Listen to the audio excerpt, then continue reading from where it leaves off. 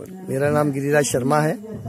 मैं उज्जैन का रहने वाला हूँ और मेरे को ये ऐसी तकलीफ हो गई थी। कहाँ तकलीफ हो गई थी? ये अपने प्रोस्टेट में था। हाँ, कैसे पता चला? वो दर्द हुआ था, पेट में सूजन आ गई थी, हाथ पैर में सूजन आ गई थी, बाथरूम बंद हो गया, लैट्रिन बंद हो गई, गैस बंद हो गया जी। जब वो फिर डॉक्टर ने बताया कि आपको ये बीमारी कैंसर है। फिर क्या इलाज लिया आपने? फिर वो डॉक्टर से लिया, क्या इंदौर गया, उनने दवाई दी, मेरी जांच हुई पूरे शरीर की, खून की जांच, हड्डियों की जांच, पूरे शरीर की जांच, खून की जांच, सब जांच करी। ठीक है। इसमें मेरे कम से कम 80-90 हजार रुपये खर्चा हुआ जी। और फिर उन्होंने बोला कि आपको ये है, इसमें यह बीमारी है तो आपको ये काटना पड़ेगा। अच्छा, यूट्रस निकालने पड़ेगा? हाँ, प्रोस्टेट निकालना पड़ेगा। तो ये 2 निकाल देंगे तो फिर आप अच्छे हो जाओगे। मैंने ठीक है साहब, वो भी तैयार हो गया। फिर उन्होंने बोला कि वो इंजेक्शन देंगे आपको 3 महीने सलंग, उससे फिर आपको हर रोज इंदौर आना पड़ेगा और आपकी वो सिकाई होगी जी। सिकाई होगी तो फिर मैंने कहा सब सिकाई होगी तो फिर यहाँ के सब नुकसान हो जाएगा, मेरा तक नहीं होगा, हमारी जवाबदारी, और 6 महीने में अच्छे हो जाओगे। फिर मैंने उनसे बोला सर आपने मेरे से बोला था कि 1 महीने में सही हो जाएगा, बीमारी बहुत कम है, और आपने मेरे को 1 लाख रुपए के नीचे उतार दिया जी। मैं रिटायरमेंट आदमी कहाँ से लूँ पैसा ऐसा? ठीक, लेकिन नहीं आपको करना पड़ेगा और मेरी फीस भी बढ़ गई है और आपको डेली इंदौर आना पड़ेगा जी। फिर मेरा बच्चे ने ये, इनके पास मोबाइल है जी, इनने बताया पापा ऐसी बात है और ये वहाँ राजहंसी जी है, हंसराज जी तो वहाँ इलाज होता है तो अपन चले क्या? तो मैंने चलो, तो फिर बच्चे को साथ में लेके मैं यहाँ आया। कितना टाइम से दवाई ले रहे हैं आप? मैं 2.5 महीने हो गया सर। 2.5 महीने में पूरा मेरा इलाज कंप्लीट। शुरुआत में क्या तकलीफ आई थी आपको दवाई लेते वक्त? दवाई लेने थोड़ी जी घबराता था उससे जी, पर मैंने हिम्मत नहीं हारी, बिल्कुल दवाई बराबर ली। गौमूत्र लिया, गौमूत्र का पिया नहीं था जी, और वो भी आंबा हल्दी डाली इसमें, वो रोज डेली पीता। क्या फर्क महसूस हुआ कुछ दिन लेने के बाद? उससे मेरे को थोड़ा हाथ पांव में जो दर्द था वो मेरे को कम हुआ जी, और जो चढ़ाव चढ़ता था चढ़ नहीं पाता था पहले, तो चढ़ाव भी चढ़ जाता था।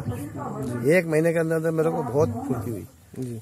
और पहले मैं स्टार्ट 2 रोटी ये खाता था, अब धीरे धीरे फिर मेरे को भूख दिन में 2 बार 3 बार भूख लगने लगी जी।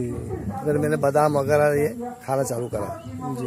तो परहेज बता पाएंगे आप, क्या क्या परहेज रखे आपने? परहेज तो सर मैंने अन्न नाम मात्र कुछ नहीं खाया, चाय भी नहीं पी, सिर्फ हरियाली खाया, साबूदाना की खिचड़ी खाई, इसका खीर खाई और राजगिरा का आटा, साबूदाने और राजगिरा और ये इनका आटे की रोटी बना खाई और 2 महीने यहाँ से आटा ले गया।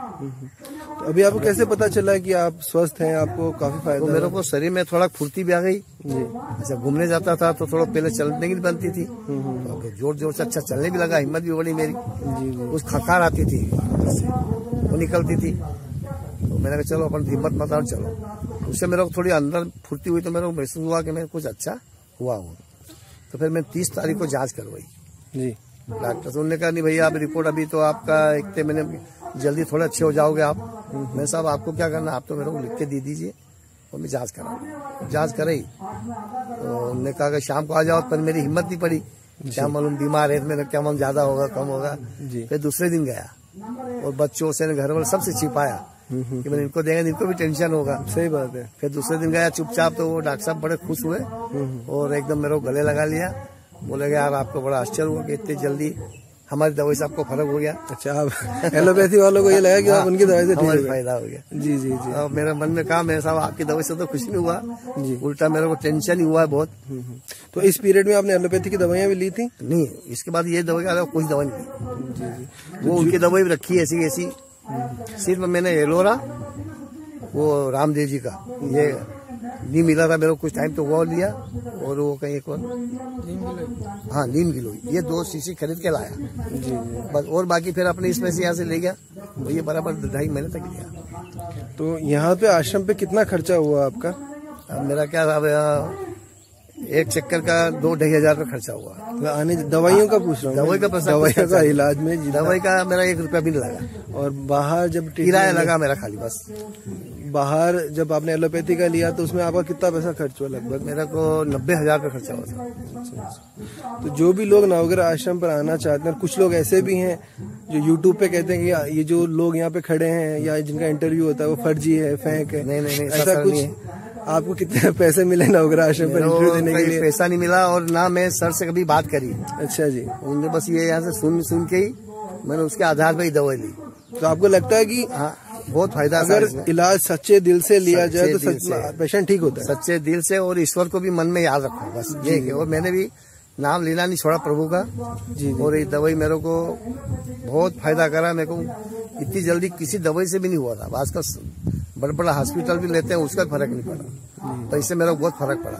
तो जो यहाँ पे इलाज लेने के लिए आना चाहते हैं उनको कुछ कहना चाहेंगे आप? नहीं सर, मैं इनको सबको जो यहाँ से फार्म ले गया था तो उसकी फोटो का भी करा कर मैं उज्जैन बहुत सी जगह बांटी है जी। और अभी भी ले जाऊंगा।